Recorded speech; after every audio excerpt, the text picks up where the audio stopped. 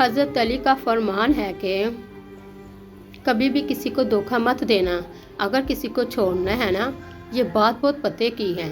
وہ کہتے ہیں اگر کسی کو چھوڑنا ہو نا تو وجہ بتا کر چھوڑنا، وجہ بنا کر مت چھوڑنا، ورنہ اس کا ایک ایک آنسو ہے نا، اس کے بعد جو روئے گا تمہاری زندگی تباہ کر دے گا۔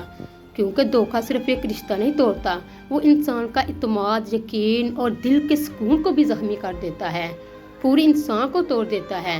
وہ سچ بول کر اگر جدا ہو جائے نا، کوئی سچ بول کر جدا ہونا وقتی طور پر ضرور آپ کو تکلیف دے سکتا ہے، مگر جھوٹ اور فریب عمر بھر کا بوجھ بن جاتا ہے آپ کو۔ اسی لیے میں کہتی ہوں کہ کسی کے دل کو جان بوجھ کر توڑنا ایک ایسا قرض ہے جو وقت پر آپ کو سود سمیت واپس کرنا پڑے گا اور آپ قیمت نہیں چکا پائیں گے۔